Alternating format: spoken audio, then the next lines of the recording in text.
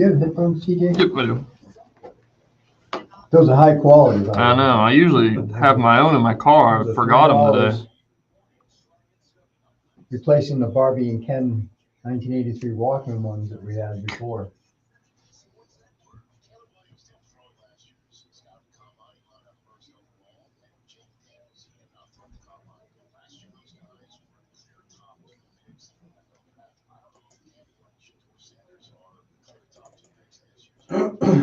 He's also Hoosiers, right? Wasn't he the coach of Hoosiers? Yeah. That's what I remember. The French Connection. Yeah. He's in like a zillion different things.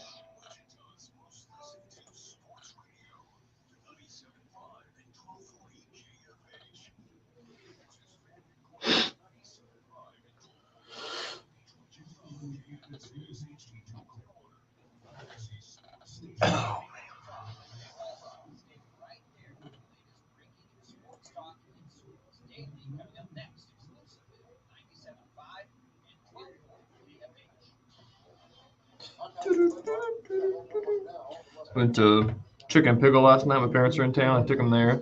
Dad never played pickleball in his life. Decided he wanted to play, and wiped out into the net. He woke up this morning. He's like, I don't think I can ever play pickleball again. Yep.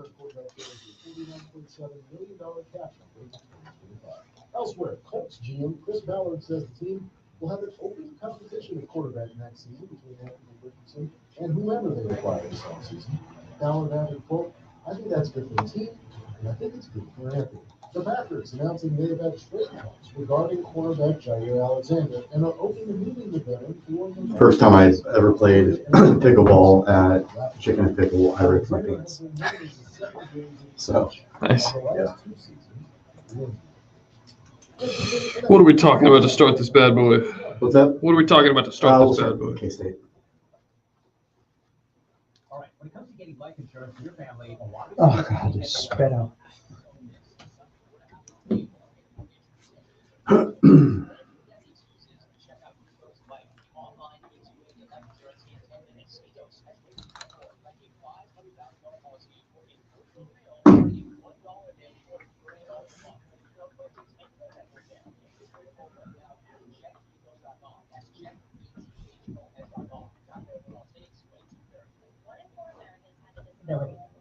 I'm one of them. I'm also a working mom who cares deeply about making sure every child with a disability thrives by getting their access needs met. We've got a trusted ally by our side. Easter Seals provides families the foundation for lifelong success through early learning programs, skills training, and prep for college and career. That's my Easter Seals. Make it yours. Join us at easterseals.com.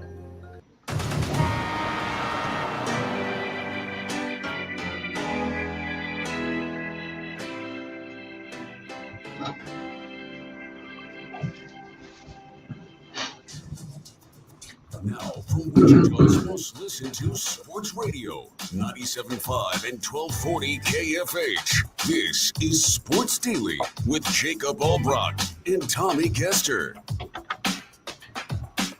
What's up, everybody? Welcome in. It is Sports Daily on a Thursday. Tommy Kester, TJ Cleveland in for Jacob Albrock today. Max Power producing the program as we get you ready for this Friday Eve on the program. We've got a lot to get to on the show today.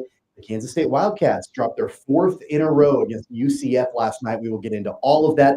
Our buddy Tim Fitzgerald will join us next hour to discuss the slumping Wildcats and what they need to do to get back on track. We'll talk about that a little bit later on in the program. Also, it's a shocker game day, another big one for probably one of the best teams playing right now, at least in the area, if not maybe the entire country. 6 in a row for Wichita State. We'll talk about that and get ready for their game tonight and a whole lot more on the program today. You can join the show by calling our buddy Max Power on the KFH hotline at 869-1240. Got that hotline open for you. You can also leave us a voice message on the Odyssey app. All you have to do is open up that Odyssey app and click the little microphone button there. Leave us a message. We can play it right there and get your voice on the show that way. You can also leave us a video comment on our video stream on YouTube, on X, on Facebook.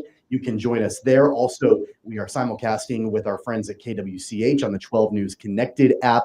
Many different ways to join the program today. We would love to have your thoughts and comments over the next couple of hours. TJ, welcome in this morning, my friend. Hello, I'm just waiting for when we get the customized hold open, so I don't have to be referred to as Jacob Albrock anymore when they say. I think it should just be Sports Daily with blank, and we'll just say it. It will say a lot. You can just jump it, just say you're TJ Cleveland. Yeah, exactly. Just real quick. You should consider it an honor, though, that you're being compared to Jacob Albrock today. Yeah, that's what everybody tells me. Yeah, I'm sure. Well, welcome in. How's your Thursday? Pretty good.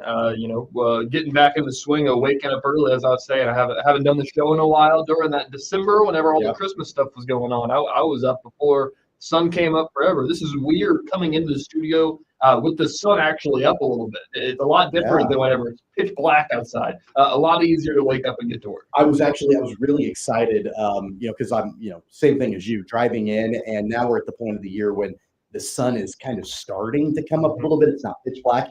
And then I was like really excited about it. And then I thought, wait a second, next Sunday is daylight saving, like we spring forward, and it's going to go back to pitch black. So I've got like a week left to be able to enjoy it. But pretty soon summer will be here. It kind of felt like spring, at least this week. You got out on the golf course. That was, I wish I would have had time to do that. I'm going to try this weekend, but beautiful weather. It's a lot better than what we had. Absolutely. When you get to go to work at 2 p.m. in the afternoon, you got a lot of time to go golf in the morning. So got 2 rounds in already, mid-season form of not breaking 100. So the swing's looking like it usually does. I'm not going to lie to anybody here. Yeah, I'm going to try to play this weekend, and I'm a little bit scared about what the results will be, but that's the way that it is, the way that it goes right when we're kicking off the nice weather. Speaking of nice weather, in Orlando, that's where the Wildcats were last night. They took on UCF, and if you want to call this season a roller coaster for the Wildcats, TJ, I think that's fair, but we're at the very bottom of the track right now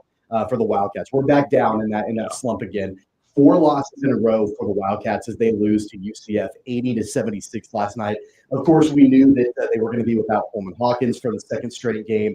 And I think that it's kind of rinse and repeat. You don't have Hawkins on the floor. He does so much, and the results show that. I just want to know, I was talking to people about this in Manhattan last weekend, that I wanted to, there's got to be some database somewhere where I can find this, to find teams that have gone on a 4-game losing streak followed by a 6-game winning streak, because there's 2 in the state of Kansas alone. Right. Like there can't be more than 5 total.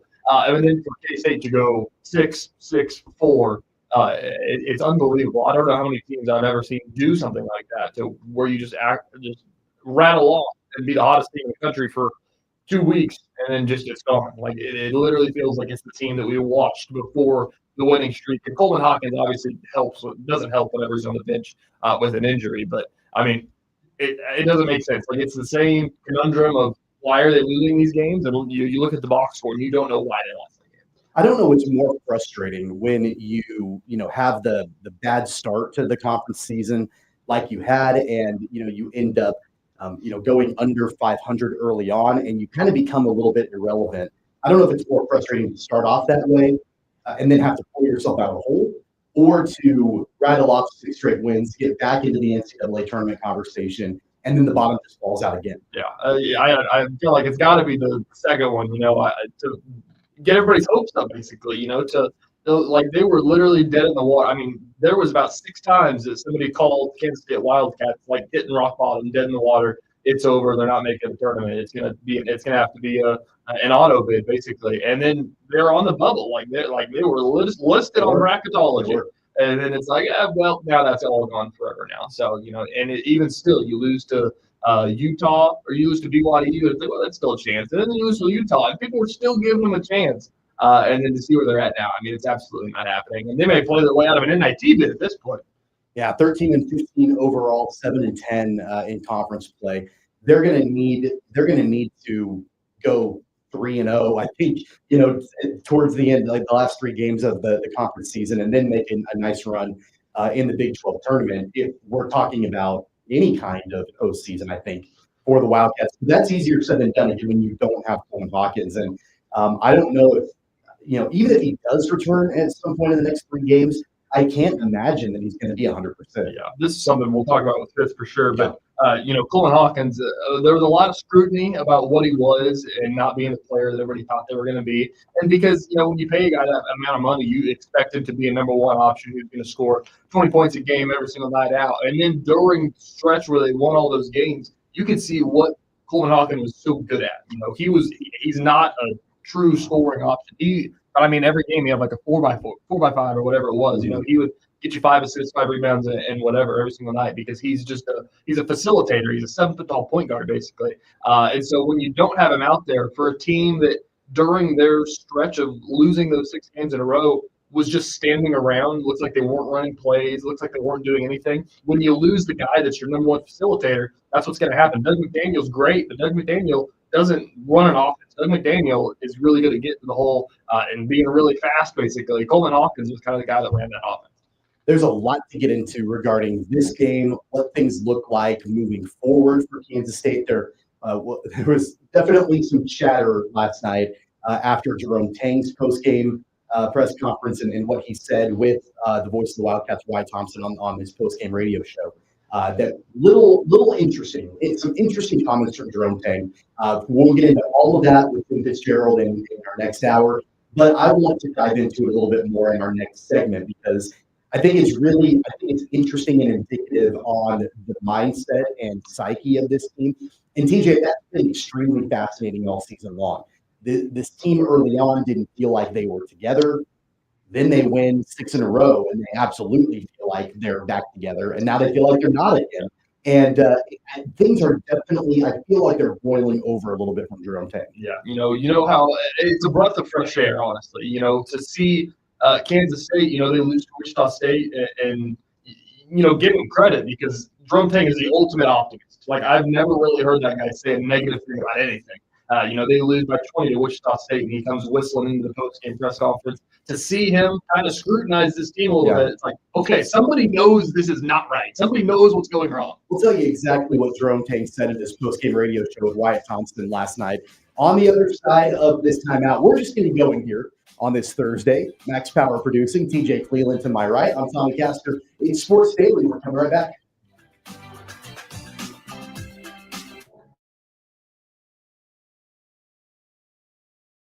66 counties, 4 regions, and 1 weather team that you can trust. Find Storm Team 12 every weekday at 5:30 on the KSCW. Whatever the weather and wherever you are, Storm Team 12 is zooming in, going zone by zone to give you a more in-depth look at the forecast and some science behind the storms so you know more. We're focusing on the forecast so you can focus on what's important to you. Storm Team 12 Weather Focus, 5:30 on the KSCW. The future of television has arrived. Next Gen TV is here with stunning video, movie theater quality sound, enhanced voice clarity, and interactive features, all upgradable for the future. Learn more at watchnextgentv.com. Sometimes people tell us, I don't get it, it's just tea. But let me tell you, we are so much more than just tea. With 20 plus flavors of sweet and unsweet iced tea, the possibilities are endless. Come on in and try them all for free to find your favorite or get us on the go for your busy lifestyle. And don't miss happy hour every day. So the next time someone tells you it's just tea, tell them to come by and find out why we say, drink tea, be happy.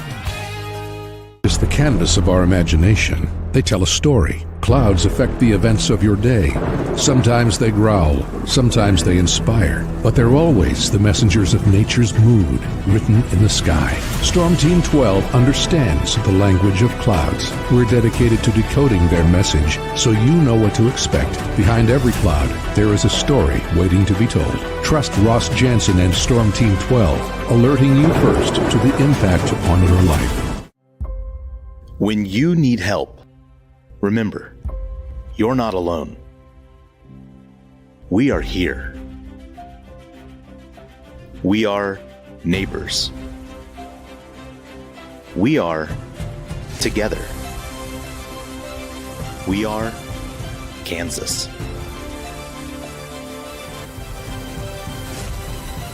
We are 12 News. They say, What is GMFB overtime? It's Peter, Jamie, Kyle, and Akbar breaking down the NFL 5 days a week. It's okay to be excited. It's this, that, and a whole lot of. It's football for everyone. Weekdays at 10 a.m. on KSCW. Are following a breaking update. every day, all day, stream the stories that have you talking near and far. Whoever is behind the wheel of this bus is not stopping. From hundreds of local reporters and meteorologists spanning the country. Chaos here this morning at the UW campus. Search LNL for the all-new Local News Live streaming app. Make yourself known now. 83101 in traffic pursuit. Oh my God, here. Investigate TV Plus begins with real people. We investigate stories that impact you. And inspire change every day. Something is broken. Real problems Why are they hiding it? and real solutions. My daughter was dying in front of me. What was your reaction when he said that? Investigate TV Plus, weekdays at 3:30 p.m. on KWCH. Sometimes people tell us, I don't get it, it's just tea. But let me tell you, we are so much more than just tea. With 20 plus flavors of sweet and unsweet iced tea, the possibilities are endless. Come on in and try them all for free to find your favorite or get us on the go for your busy lifestyle. And don't miss happy hour every day. So the next time someone tells you it's just tea, tell them to come by and find out why we say, drink tea, be happy. Mornings are busy. We're here to make your mornings better. We report the stories that affect you. 3 more hospital lies from contaminated apple juice just a day after the FDA issued a recall. We're here to make your mornings better. Closing east and westbound lanes of K96 for repairs. With 12 News, you're prepared for your whole day. Scattered thunderstorms across the state into the afternoon. Stay a step ahead with 12 News this morning on KWCH and KSCW.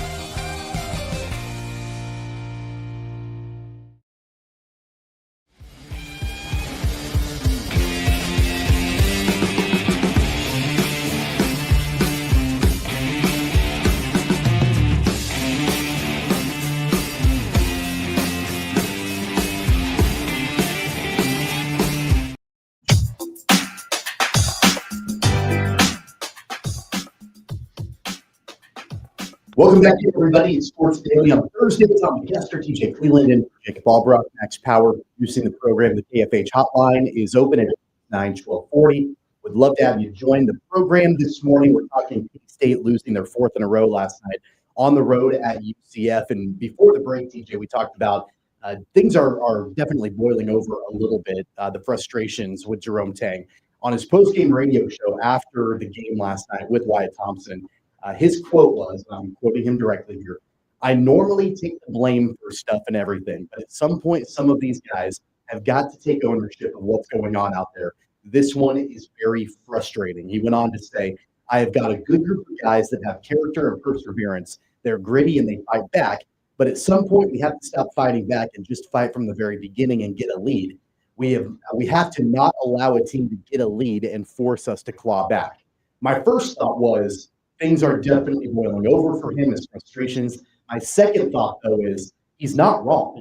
He's absolutely right. You know, what is it? They got up to 8-2 start to the game. They got up to 8-2 start to the game. You know, that comes after Arizona State during the winning streak. They were 17-2, and it feels like it happens every game. And he's absolutely right. You know, it does feel like this team to fight back. I was about to say, you know, to fight back. I was about to say, you know, down the stretch, look at what this team did wrong to lose this game. And really, I mean, they played down the stretch as good as you can, and it just didn't matter. That's the thing about this team. They played well last night. The box score, they shot the 3 better than they turned it over less. They out-rebounded them. But whenever you got to claw back from something, that just adds an extra layer. And it's something that's happened multiple times. And like you said, it's kind of boiling over. And somebody's upset about it, and it's nice to hear. If you want to look at, you know, maybe some bright spots, you know, during this stretch for the Wildcats, I mean, Max Jones looked really good last night, 22 points for him. And, you know, he's a guy, EJ, that I think that especially early on in the season, he was able to, I think, kind of be in the background somewhat. I think he's played pretty well most of the season, but everybody's focused on Coleman Hawkins. You know, everybody's focused on Doug McDaniel. Like, they're focused on the more premier transfers coming in. And so he was able to be in the background a little bit, just kind of do his thing. Well, they needed him last night. And yeah, they still lost for sure, but he was in a nice bright spot for the Wildcats. Yeah, it is really interesting because, like you said, Coleman Hawkins, McDaniel, even Achora, who's not on that team anymore. David is gone. There was no reason that Max Jones should have been one of the best players on this team, and it's a great surprise. It's something, especially because he might get more eligibility. It's something that Drum Tank said they were working on trying to get with the Division II waiver and everything like that, which is a whole other story. But it's a really interesting team. It doesn't make any sense because the product on paper in the offseason was something that everybody was excited about. And then as the non-conference wrapped up, it was something that really nobody was that excited about. And then they got excited again, and then now we're back here. So, yeah, and look, going back to the whole point about Jerome Tang, it's got to be incredibly frustrating when there had been all of these questions, and I remember having these conversations with Jacob. I know you have been on the program over the course of the season, and we've talked about it. It's got to be incredibly frustrating when, all of a sudden, like, you're getting questions about your leadership ability, your ability to bring a team together of guys that, kind of look like they're mismatched at times. And, but that's been the hallmark of Jerome Tang, right? In his entire career. And what he was sort of heralded as coming into Manhattan was this leader of men, right? Like it really, not that he's not a good X's and O's coach, but it was a lot about when he came to Manhattan, he can bring guys together. He can bring a team together. He can build a culture. He can, turn them into productive citizens and great young men of character and all of that. That's fantastic. And that's really what he's hung his hat on over his time at Kansas State. Well, then you have this team that just stumbles out of the gate, and it looks like they don't mesh well. They're not able to, come together, get wins, bring that talent all in one place. So you're fielding these criticisms of, your ability to do that. Then you rattle off 6 straight wins, and it's like everybody, myself included, probably has a little bit of egg on their face. Like, man, we were wrong about Jerome Tang. Like he's absolutely able to bring this team together. And you probably can, if you're Jerome Tang, you can exhale a little bit, right? Like, okay, the monkey's off my back somewhat. That criticism is quieted down. Look what I've been able to do.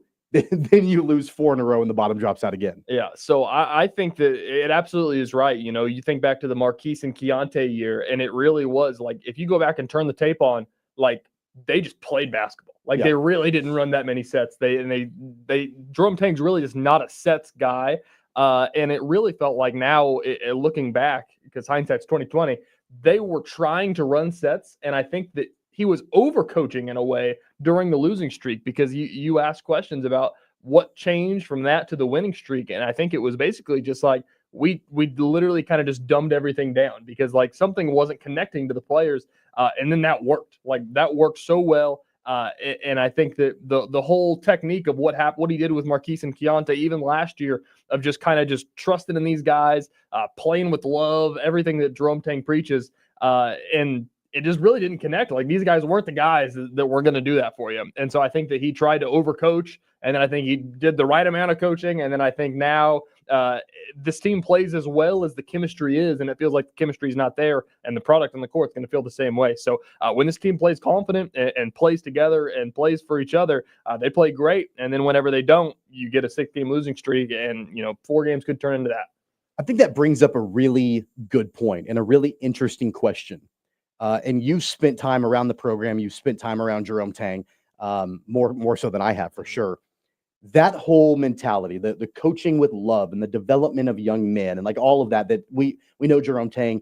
And I'll be honest, at first, when he first came to Kansas State, I'm like, okay, these are buzzwords and catchphrases and what literally, and it's for real. Like it's legitimately who Jerome Tang is. And I appreciate that about him.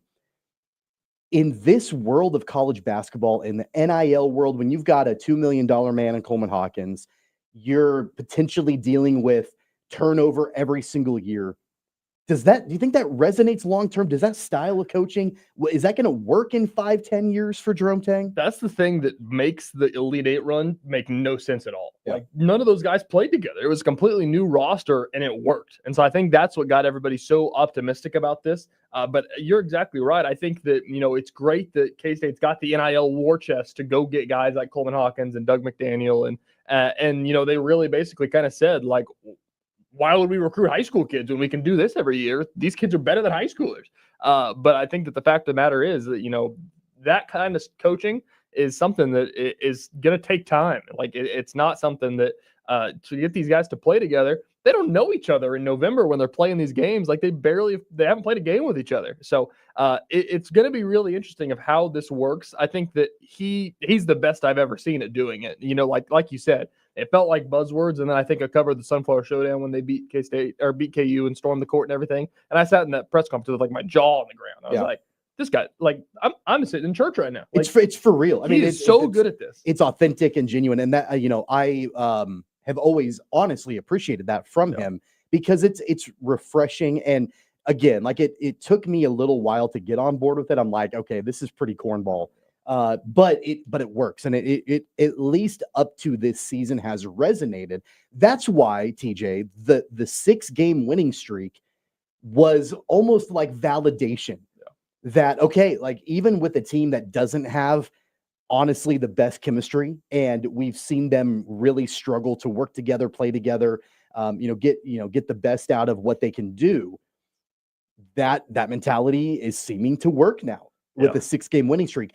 I don't know. And here's what I'm struggling with, to be completely honest, is I don't know if we're seeing just the chemistry not working right now solely because Coleman Hawkins isn't on the court, or if it runs deeper than that. Because remember, the losing streak started before Hawkins went down with injury, right? Mm-hmm. Like he went down during the Utah game. Mm-hmm. But they had lost before that and lost that Utah game. I mean, they didn't have a good stretch in Utah at all.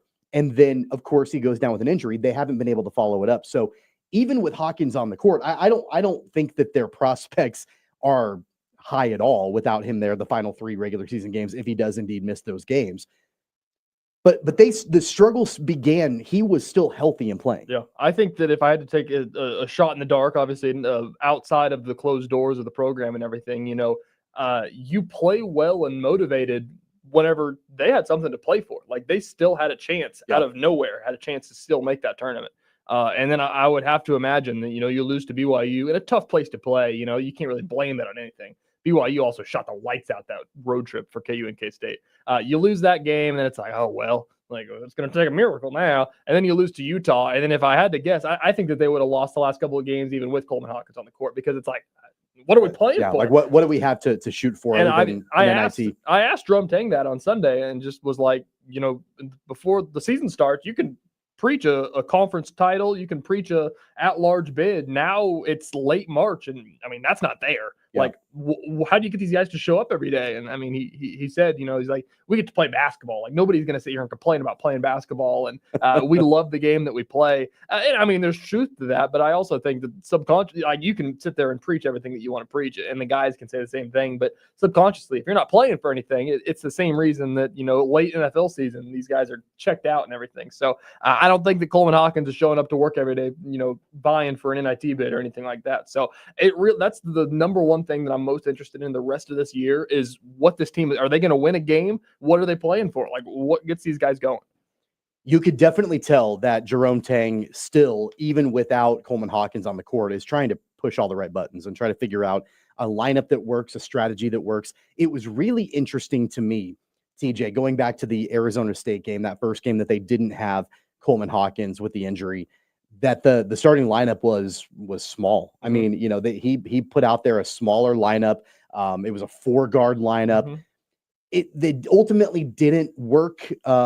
You've got more shooters out there, but you give up a lot of size. You give up, the rebounds. You give up that, battle in the paint and all of that. He didn't do that last night against UCF. He went bigger because I'm sure the 4-guard lineup in his mind didn't work against Arizona State. So he's still trying to press all the right buttons and all of that, which I do appreciate. It's not like he's throwing his hands up in the air and saying, hey, without Hawkins, we're screwed. It's so weird because that Arizona State game, they went 4 guards and they out-rebounded Arizona State. Right. And so, I mean, he said, he's like, that's awesome. He's like, if we can do that with 4 guards, that's incredible. But I agree. I mean, the fact that they lost that game, they shot, 20% from 3 with 4 guards on the court. So I'd imagine there's probably a little bit of like, well, if we can't make shots with 4 guards on the court, like let's try something else and dominate the paint, put 2 centers in there. And then, that didn't work last night either. So I don't know what it's going to be. I think it's not a lineup thing. I don't really know what you can do. I mean, watching on Sunday, it looked like the stagnant offense that we talked about, where it's like, are they running plays? Like, and it looked like they didn't run plays. And I think that it was a little bit of the trying to simplify. And I think that Coleman Hawkins was just so good at making something happen. And we know we talked to Fitz about it during the winning streak of what was the difference. And instead of them, walking plays, they ran the plays, they sprinted around. And I think that when they tried that, but I think that whenever you don't have your main facilitator out there, it's kind of just running without efficiency. One of the most wild stats from the game last night that I didn't even realize until I read the article from Kansas.com is that K-State got 24 points off of turnovers. Yeah. And they didn't win the game. That's what I'm saying. 24 points off of turnovers is a lot. You can look at the box score, like every single team stat that you look at whenever a team loses a game. Like if you don't watch a game and you pull it up, it's like, why did they lose this game?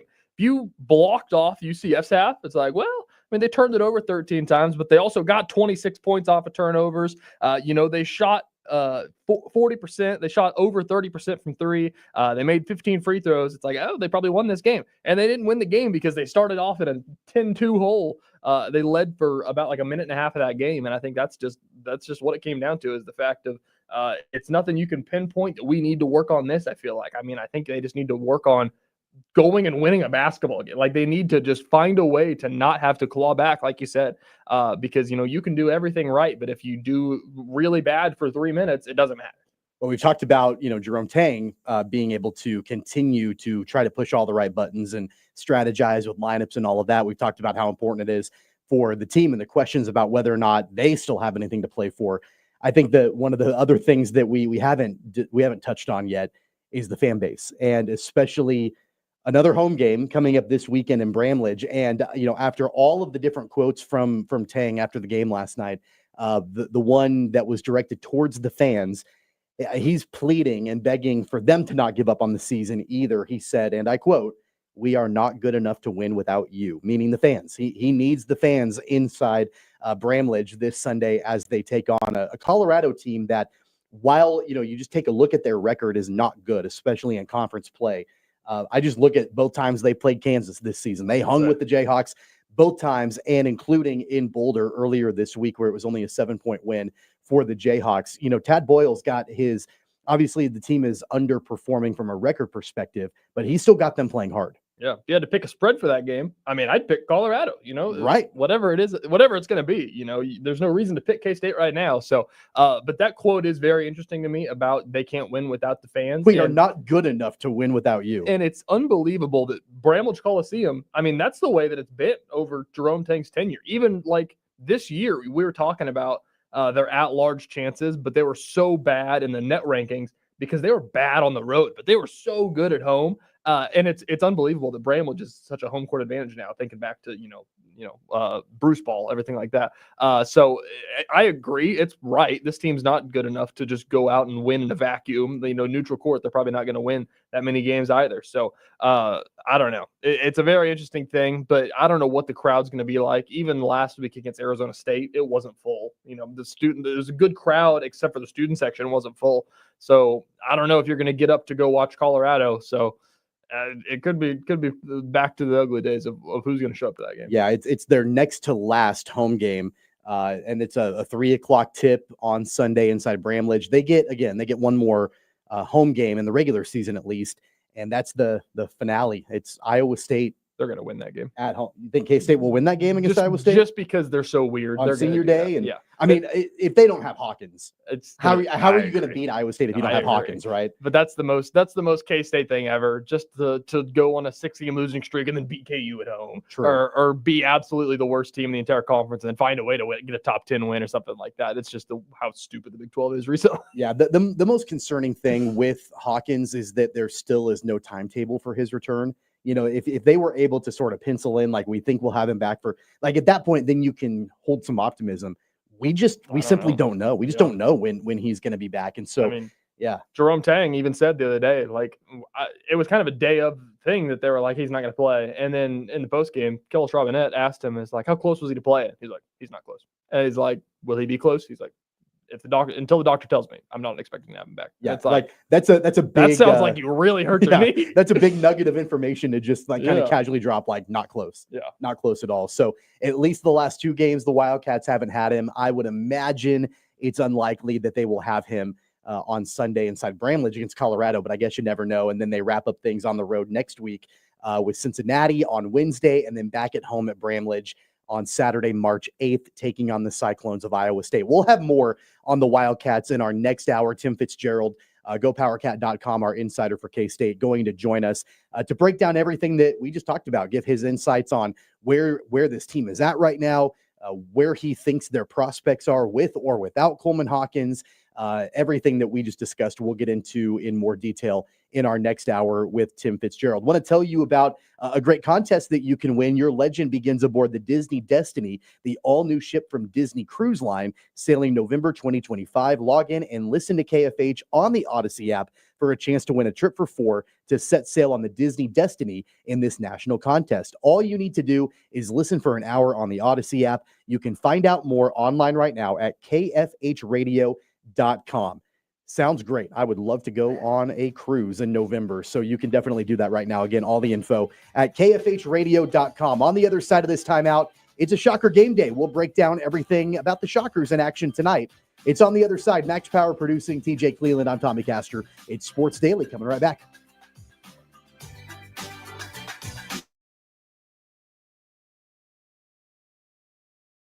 66 counties, 4 regions, and 1 weather team that you can trust. Find Storm Team 12 every weekday at 5:30 on the KSCW.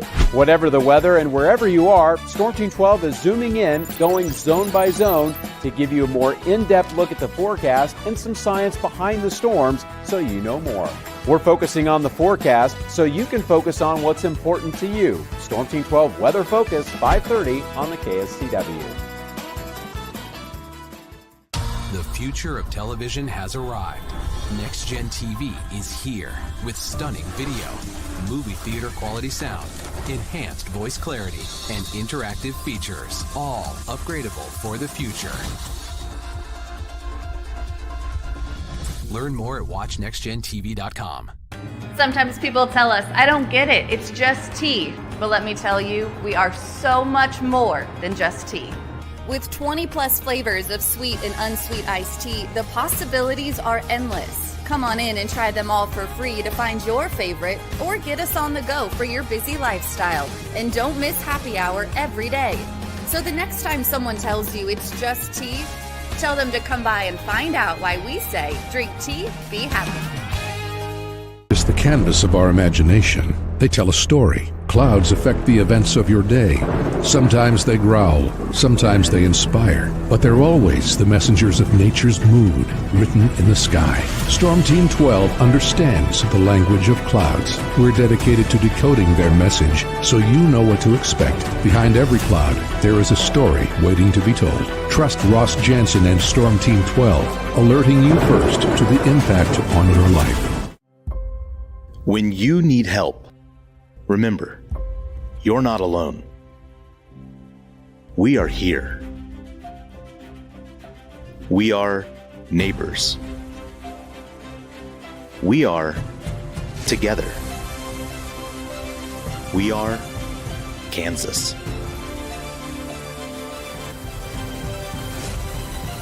We are 12 News. They say, What is GMFB overtime? It's Peter, Jamie, Kyle, and Akbar breaking down the NFL 5 days a week. It's okay to be excited. It's this, that, and a whole lot of It's football for everyone. Weekdays at 10 a.m. on KSCW. Are following a breaking update. Every day, all day, stream the stories that have you talking near and far. Whoever is behind the wheel of this bus is not stopping. From hundreds of local reporters and meteorologists spanning the country. Chaos here this morning at the UW campus. Search LNL for the all-new Local News Live streaming app. Make yourself known now. 83101 in traffic pursuit. Oh my God, here. Investigate TV Plus begins with real people. we investigate stories that impact you and inspire change every day. Something is broken. Real problems. Why are they hiding it? And real solutions. My daughter was dying in front of me. What was your reaction when he said that? Investigate TV Plus, weekdays at 3:30 p.m. on KWCH. Sometimes people tell us, I don't get it, it's just tea. But let me tell you, we are so much more than just tea. With 20 plus flavors of sweet and unsweet iced tea, the possibilities are endless. Come on in and try them all for free to find your favorite or get us on the go for your busy lifestyle. And don't miss happy hour every day. So the next time someone tells you it's just tea, tell them to come by and find out why we say, drink tea, be happy. Mornings are busy. We're here to make your mornings better. We report the stories that affect you. 3 more hospital lies from contaminated apple juice just a day after the FDA issued a recall.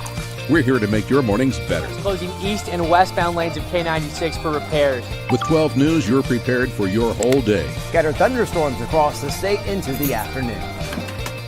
Stay a step ahead with 12 News this morning on KWCH and KSCW.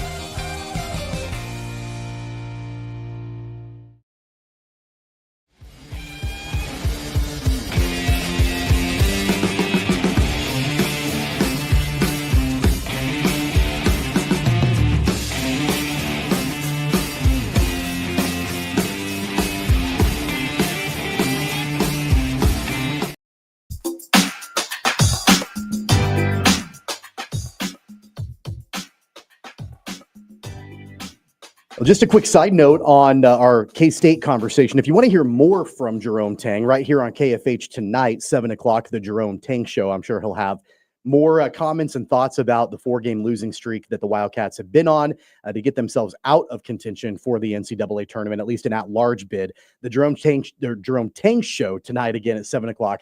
Right here on KFH. Welcome back. It's Sports Daily on this Thursday. Tommy Castor, TJ Cleveland. Max Power is our producer. The KFH hotline, 869-1240. It's open the rest of the way for you. Let's talk Shocker basketball, TJ. It's a game day in action inside Coke Arena tonight for one of the hottest teams in the country right now in Wichita State, taking on UAB. It's an 8 o'clock tip tonight inside the Roundhouse.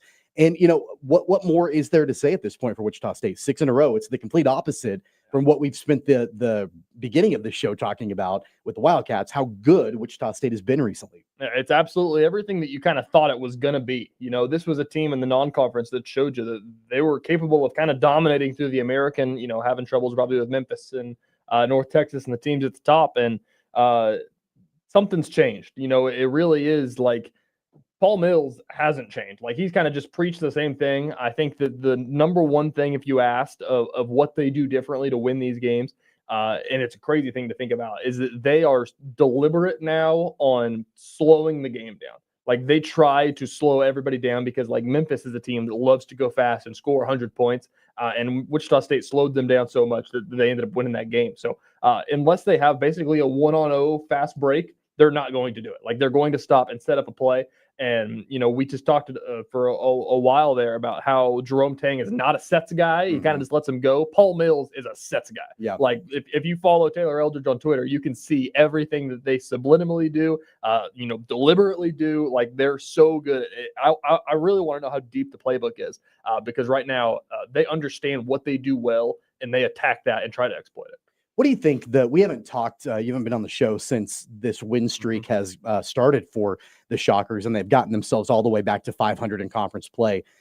What do you attribute that to the most? And I know you talked about how deliberate they are and how they're running sets, but we've seen some individual contributions that have been phenomenal from Xavier Bell to Corey Washington to even Bijan Cortez he's played some of the best basketball in his career over the last 3 or 4 games. What do you point to first and foremost as to why they've been able to win 6 in a row? Well, first of all, I'll just say the craziest part of this is that Justin Hill has played less than 5 minutes during the winning streak. So if I had to guess, is that a cause and effect? Like, is there correlation with that, do you think? I asked Paul Mills about that and he said no. So, but that's also the coach of the team. So, but I think that, you know, subliminally watching the game, when you don't have Justin Hill on the court, it's a different identity for the team. Justin Hill's a very dribble heavy point guard. And tries to do things. And so I think when you don't have him, they tried to make this more of a, you know, a passing team, moving the ball around and being, deliberate, not to keep saying deliberate, but Paul Mills is the most deliberate person I know on a basketball court, of we want to do this instead. So I think it's not a cause and effect, but I think that it's the fact that this is a different basketball team without him on the court. And right now what they're doing is working. So I think that they'll have him back tonight. And I think that having him in the fold of trying to do other things is going to be interesting as well. So to pinpoint a thing that's really worked out well, I don't really know if you can, but I think that it is just everybody's playing well. You've got guys that are just good players. And I think that this is just what we've been waiting to see.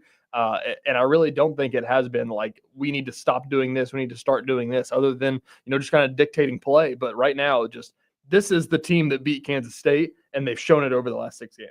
UAB is a pretty hot team right now in the country too. Not quite as hot as Wichita State. UAB is on a 3-game winning streak, but they're 11-3 really in the conference, TJ. And it's a crucial home game, of course, for the Shockers. You and I were talking about this before we came on the air, about how important it is for Wichita State to get into the top 4 in the conference by the time everything is all said and done. It's not out of the question that they can still do that. You get into the top 4, then you're looking at getting the double bye in the conference tournament. And by being able to get that, it makes your path to a conference championship and that auto bid to the NCAA tournament. I can't even believe that I'm talking about that even being a path right now for this Wichita State team, but we are. That's the conversation we have. They've got to get this one. They've got to beat another team above them in the conference standings if they want to try to crawl their way into the top 4.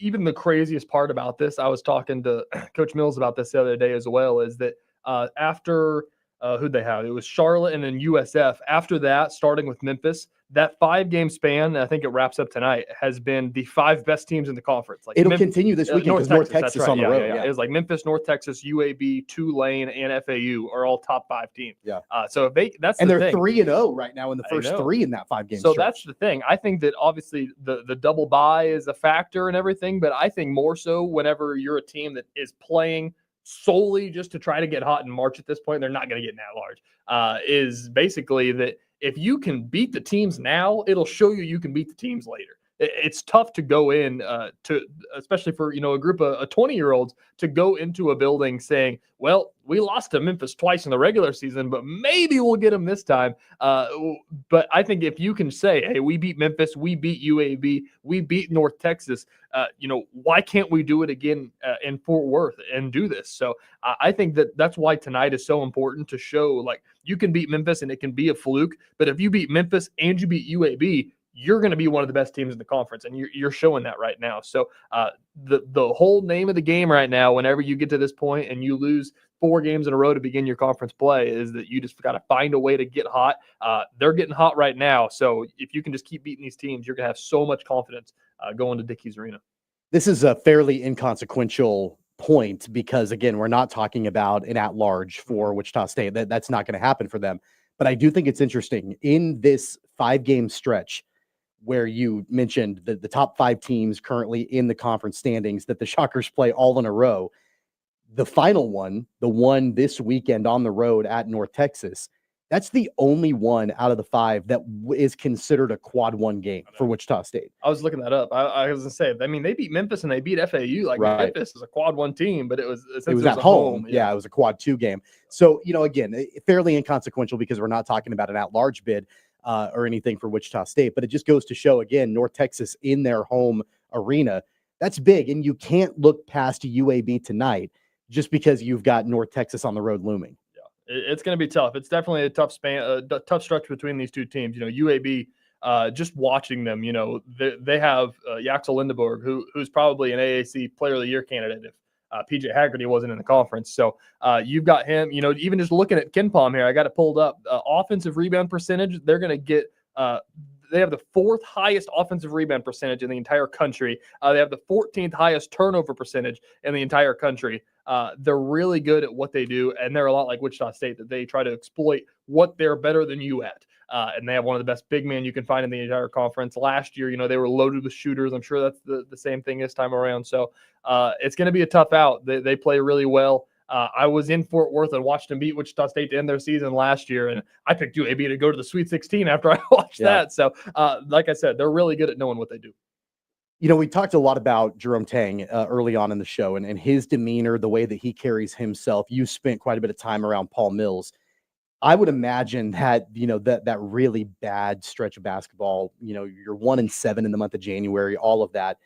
That's probably extremely difficult to stay laser focused, to stay positive, to stay grounded, to do all of that. And the only thing I've heard consistently over and over from people who are close to the program is that Paul Mills was still absolutely locked in, and he was still the same guy. In fact, we had Kevin Saul on the show yesterday, and he talked about how Coach Mills, same guy then as he is now, never really changed. And when you've got that kind of consistency, at least as far as your attitude and demeanor, that's got to carry over. Paul Mills is the absolute opposite of a doomsday guy. Yeah. The only time I've ever heard him say anything that was remotely not positive is the press conference. That's still one of the craziest ones I've ever been in. Whenever he said, we're doing 2-a-day practices, and Taylor Eldridge asked, why are you doing that? And he said, because we're bad.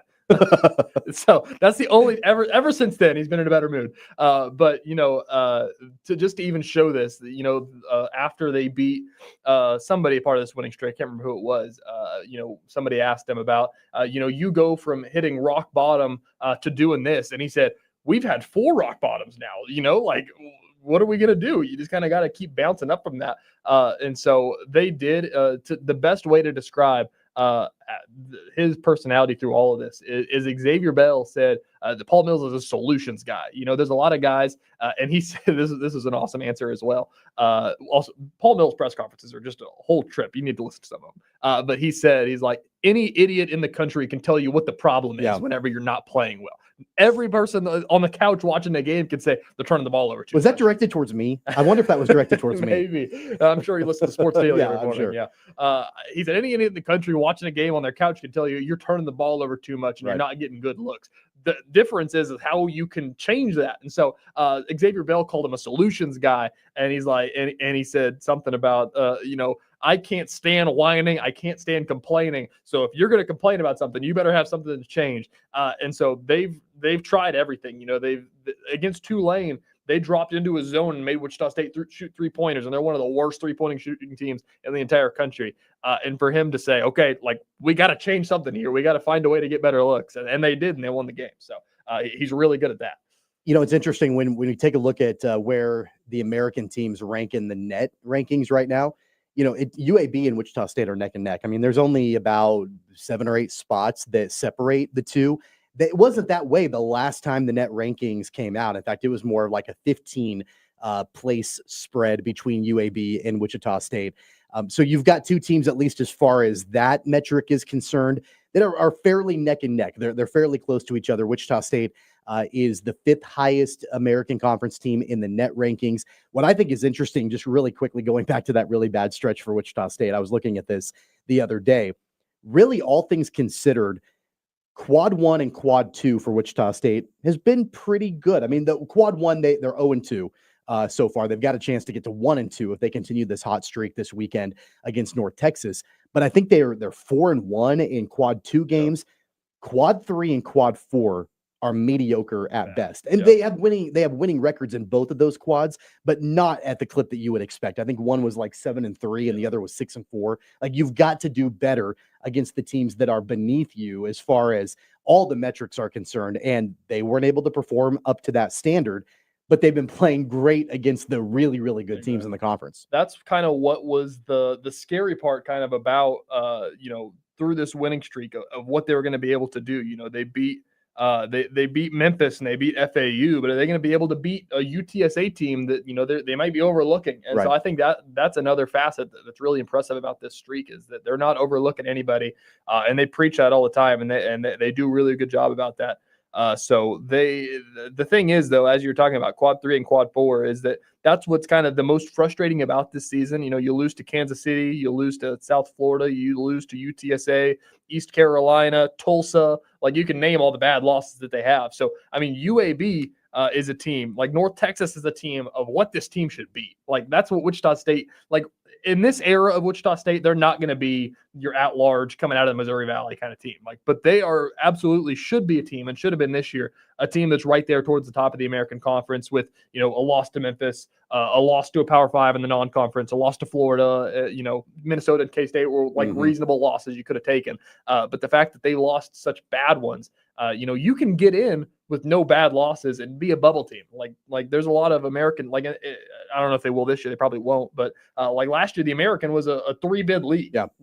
There's no reason you can't be on that bubble, but you have to win the games you have to win. Speaking of the Missouri Valley, Drake, holy cow. Ben McCollum is just a winner wherever he goes. I mean, they clinch the regular season Missouri Valley last night, and they may not need to worry about being an at-large team. They may very well get that auto bid, but they're great. They're really good. It's going to be really interesting where Ben McCollum ends up. I saw some speculation. He's got a kid in high school. Where they're going to go to Indiana together. Indiana, maybe. Yeah, who knows?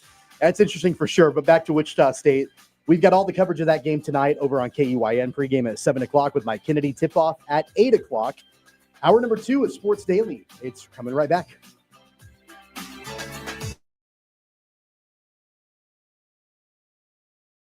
66 counties, 4 regions, and 1 weather team that you can trust. Find Storm Team 12 every weekday at 5:30 on the KSCW. Whatever the weather and wherever you are, Storm Team 12 is zooming in, going zone by zone to give you a more in-depth look at the forecast and some science behind the storms so you know more. We're focusing on the forecast so you can focus on what's important to you. Storm Team 12 Weather Focus, 5:30 on the KSCW. The future of television has arrived. Next Gen TV is here with stunning video, movie theater quality sound, enhanced voice clarity, and interactive features, all upgradable for the future. Learn more at watchnextgentv.com. Sometimes people tell us, I don't get it, it's just tea. But let me tell you, we are so much more than just tea. With 20 plus flavors of sweet and unsweet iced tea, the possibilities are endless. Come on in and try them all for free to find your favorite, or get us on the go for your busy lifestyle. And don't miss happy hour every day. So the next time someone tells you it's just tea, tell them to come by and find out why we say, drink tea, be happy. It's the canvas of our imagination. They tell a story. Clouds affect the events of your day. Sometimes they growl, sometimes they inspire, but they're always the messengers of nature's mood written in the sky. Storm Team 12 understands the language of clouds. We're dedicated to decoding their message so you know what to expect. Behind every cloud, there is a story waiting to be told. Trust Ross Jansen and Storm Team 12, alerting you first to the impact on your life. When you need help, remember, you're not alone. We are here. We are neighbors. We are together. We are Kansas.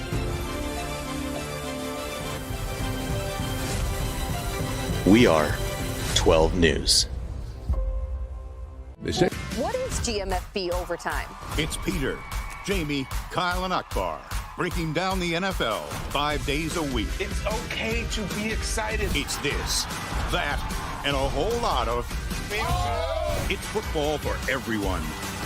Weekdays at 10 a.m. on KSCW.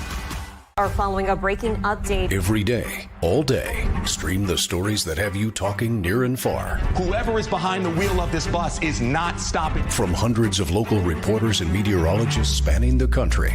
Chaos here this morning at the UW campus. Search LNL for the all-new Local News Live streaming app. Make yourself known now. 831001 in traffic pursuit. Oh my God, here. Investigate TV Plus begins with real people. We investigate stories that impact you and inspire change every day. Something is broken. Real problems. Why are they hiding it? And real solutions. My daughter was dying in front of me. What was your reaction when he said that? Investigate TV Plus, weekdays at 3:30 p.m. on KWCH. Sometimes people tell us, I don't get it, it's just tea. But let me tell you, we are so much more than just tea. With 20 plus flavors of sweet and unsweet iced tea, the possibilities are endless. Come on in and try them all for free to find your favorite or get us on the go for your busy lifestyle. And don't miss happy hour every day. So the next time someone tells you it's just tea, tell them to come by and find out why we say drink tea, be happy. Mornings are busy. We're here to make your mornings better. We report the stories that affect you. 3 more hospital lies from contaminated apple juice just a day after the FDA issue a recall. We're here to make your mornings better. Closing east and westbound lanes of K96 for repairs. With 12 News, you're prepared for your whole day. Scattered thunderstorms across the state into the afternoon. Stay a step ahead with 12 News this morning on KWCH and KSCW.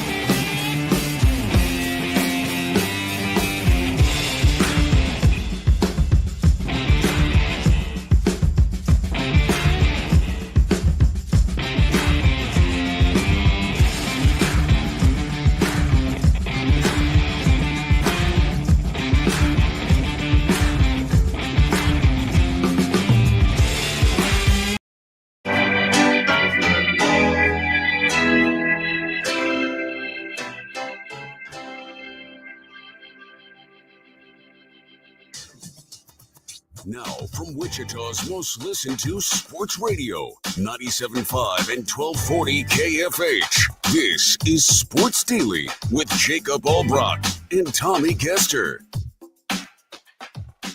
Welcome back, everybody. It's Sports Daily, hour number 2 here on KFH. I'm Tommy Castor, TJ Cleveland in for Jacob Albrock today. Max Power is our producer. The KFH hotline is open at 869-1240 for you the rest of the way. We've got Tim Fitzgerald from GoPowerCat.com joining us a little bit later on this hour to break down everything going on with K-State basketball. We'll do that in just a little while. TJ, I'm kind of throwing this at you here very quickly. Have you been one of the lucky people that has gotten one of these fake texts about paying your toll? Like 7 of them. I literally just got one 30 seconds ago telling me that my vehicle has been involved in a toll evasion incident. Oh, I've never seen that one before. And then it's a violation of the toll payment regulations. Apparently, I didn't pay a toll in Texas, which I haven't been to Texas in forever. So Speaking of Tim Fitzgerald, did he paid one of those?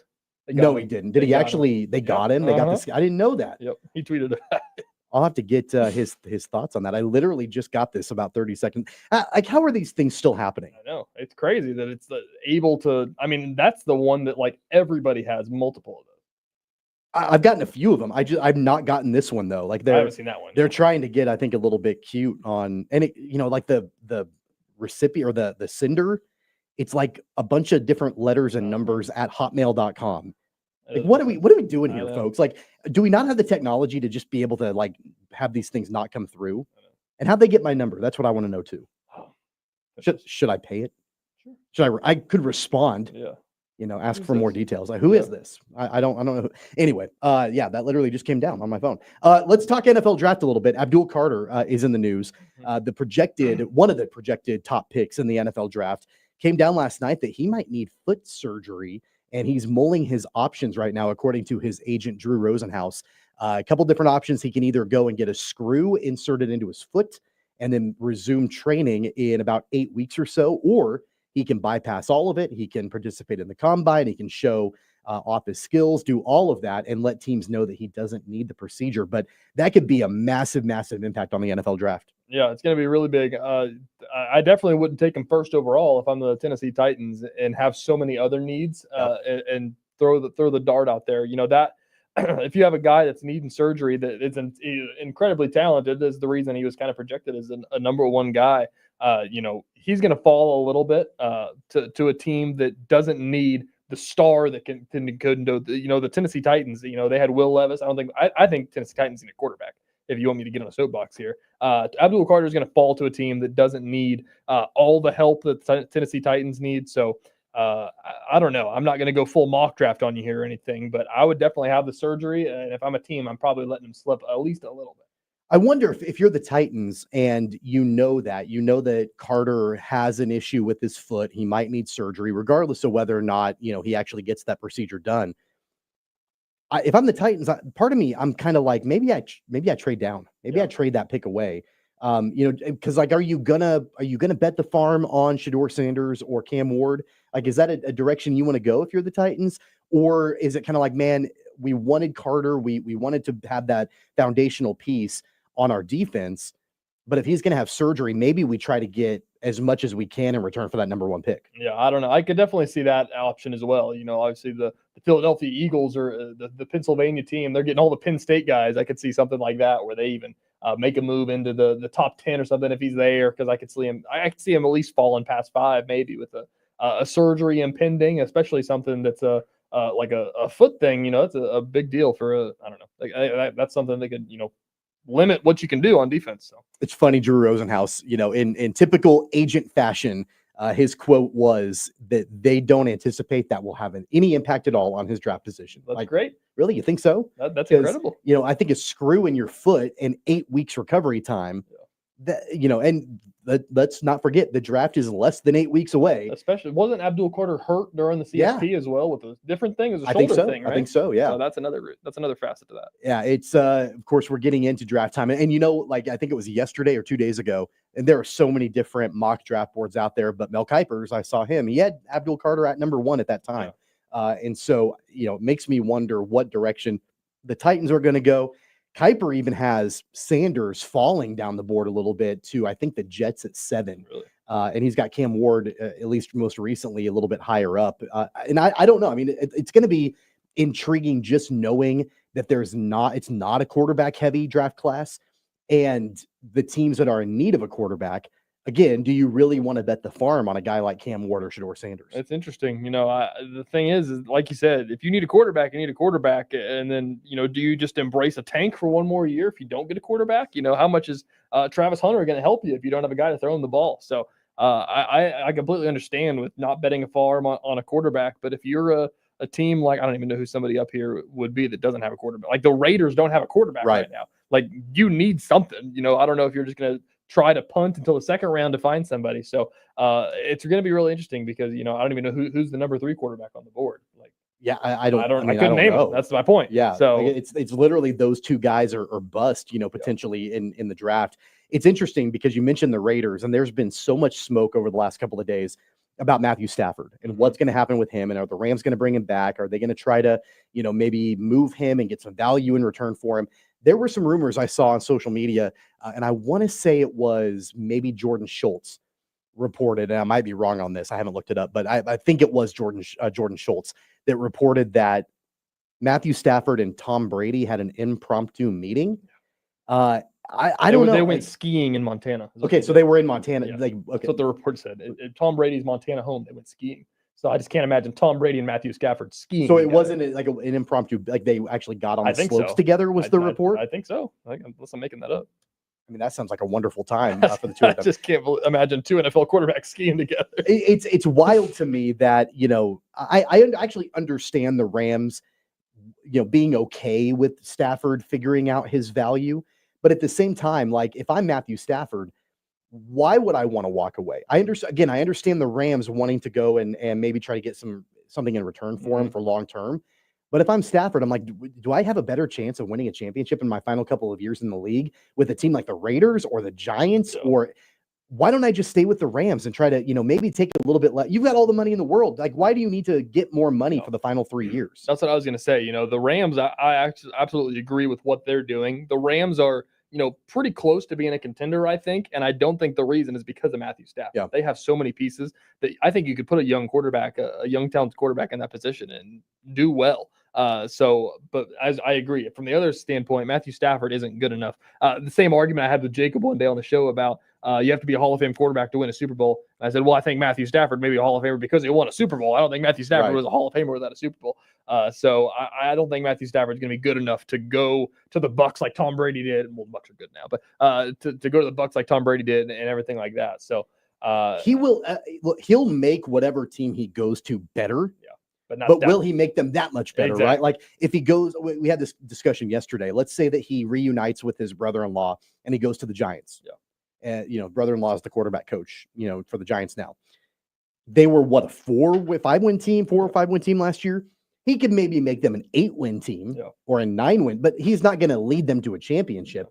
The only wild card out there, in my opinion, the Pittsburgh Steelers. If they bring Stafford in, they've got a good enough team surrounding him where that could be fairly comparable to the Rams. It's still probably a downgrade for him, but at least there's a more complete team. You've got a better coach there in Tomlin than some of these other teams that might want him.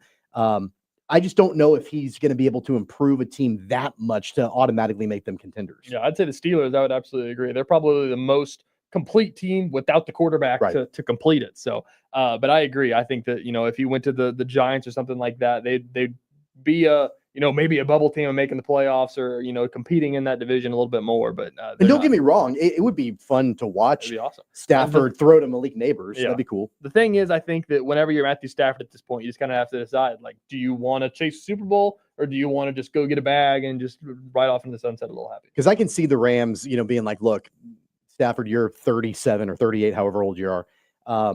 You've got a handful of years left in the league. And, you still have some replacement value. So if we make a move, then maybe we can try to get some kind of value in return for you. Whereas if we wait another couple of years, we're not going to probably get anything from you. Yeah, I'd do the exact same thing if I was Rams. Yeah. And so it'll be interesting if, there's been a lot of smoke that, Stafford may leave the Rams and maybe Aaron Rodgers would come into the Rams for a stopgap year. And then they figure out their quarterback of the future from there. Yeah. I don't know. If I'm the Rams in that situation, are the Rams, are they more, do you think that they are more or less likely to win a championship with Aaron Rodgers compared to Matthew Stafford, or is it the other way around? Like, what do you think? Oh my gosh.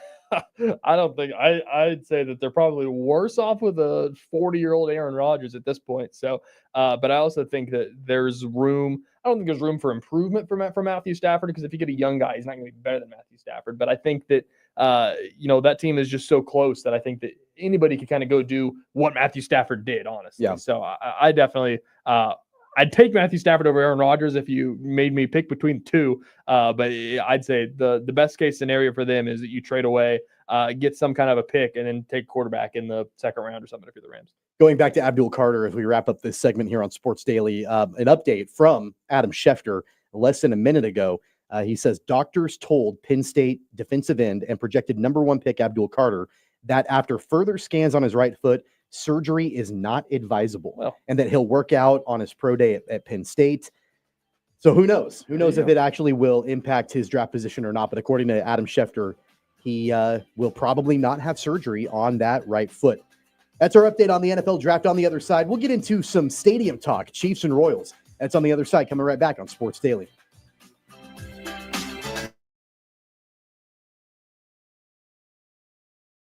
"66 counties, 4 regions, and 1 weather team that you can trust. Find Storm Team 12 every weekday at 5:30 on the KSCW.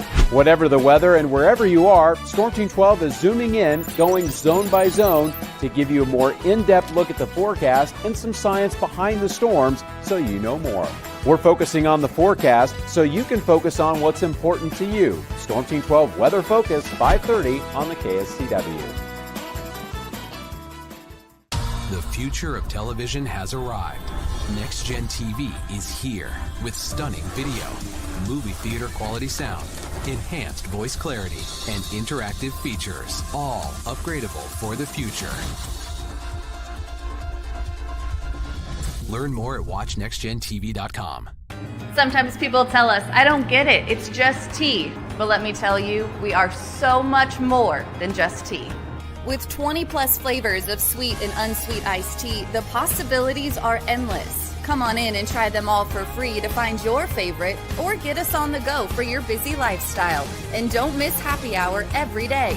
So the next time someone tells you it's just tea, tell them to come by and find out why we say, drink tea, be happy. It's the canvas of our imagination. They tell a story. Clouds affect the events of your day. Sometimes they growl, sometimes they inspire, but they're always the messengers of nature's mood written in the sky. Storm Team 12 understands the language of clouds. We're dedicated to decoding their message so you know what to expect. Behind every cloud, there is a story waiting to be told. Trust Ross Jansen and Storm Team 12, alerting you first to the impact on your life. When you need help, remember, you're not alone. We are here. We are neighbors. We are together. We are Kansas.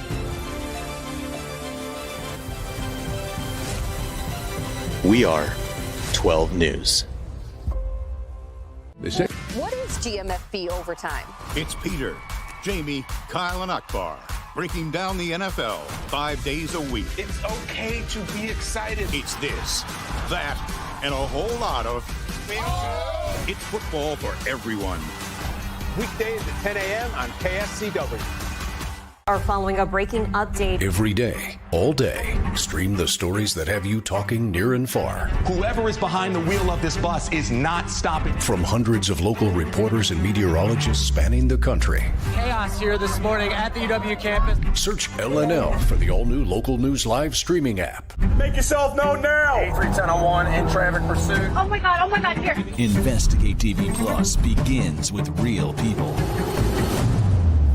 We investigate stories that impact you and inspire change every day. Something is broken. Real problems. Why are they hiding it? And real solutions. My daughter was dying in front of me. What was your reaction when he said that? Investigate TV Plus, weekdays at 3:30 p.m. on KWCH. Sometimes people tell us, I don't get it, it's just tea. But let me tell you, we are so much more than just tea. With 20 plus flavors of sweet and unsweet iced tea, the possibilities are endless. Come on in and try them all for free to find your favorite or get us on the go for your busy lifestyle. And don't miss happy hour every day. So the next time someone tells you it's just tea, tell them to come by and find out why we say, drink tea, be happy. Mornings are busy. We're here to make your mornings better. We report the stories that affect you. 3 more hospital lies from contaminated apple juice just a day after the FDA issued a recall. We're here to make your mornings better. Closing east and westbound lanes of K96 for repairs. With 12 News, you're prepared for your whole day. Scattered thunderstorms across the state into the afternoon. Stay a step ahead with 12 News this morning on KWCH and KSCW.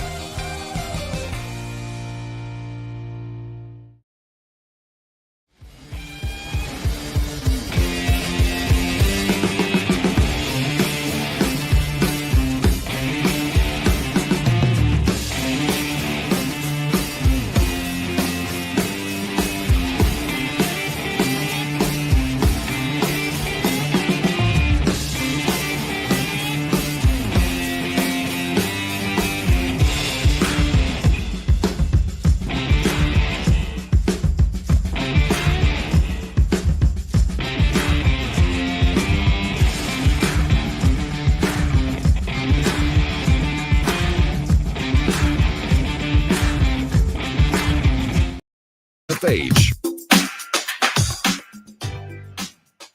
This portion of the program brought to you by Crestview Country Club. The weather's getting nicer outside, and we talked earlier on the show about TJ's golf adventures, and I'm going to try to get out to Crestview this weekend, play a little bit of golf since the weather is going to be a little bit warmer and nicer. We appreciate their support of the program, everything they have going on out there, even non-golf related. TJ, I'm going to a wine tasting at Crestview tonight.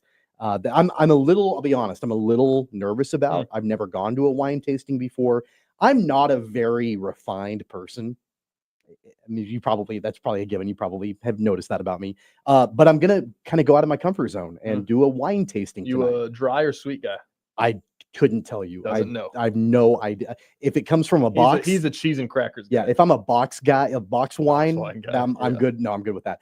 So I'm going to check that out. They've got a ton of great events out at Crestview for folks to check out. Really try to keep the member base out there enjoying some really great things. So again, we appreciate their support of the program here on Sports Daily. Let's get into a little stadium talk here. Tim Fitzgerald, by the way, gopowercat.com, our very next segment talking K-State. But before then, there's been a little bit more movement, a little bit more noise and smoke around the stadium discussion in Kansas City for both the Chiefs and the Royals. There's been some movement, at least on the Missouri side, where you've got lawmakers. They're now getting together, trying to talk about ways to potentially keep both of these teams in the state of Missouri. I don't know. I mean, I wonder, there's a part of me, TJ, where I wonder if this is too little too late for the state of Missouri to finally come together and actually get the lawmakers in the same room to figure out a way to keep both of these teams in their states. They've been very reactive on this and not very proactive. Yeah, the thing is that they did the vote, and it failed. I think that they tried, and everybody that's on the Missouri side that wants to complain about that, especially the voters that want to complain about that, is you're the people that pushed them away, basically. Like, they said, we'll stay here, we want to do this, and they pushed them away. So if I'm the Kansas City Chiefs, if I'm the Kansas City Royals, you have such a unique opportunity of geographically of where you are. Like whenever you switch your phone providers and you get a new phone every time you switch, they have the opportunity to switch states and be in the same city. And does anybody else in the country have that? I don't know. I'm trying to think. I don't know if there is anybody that has that.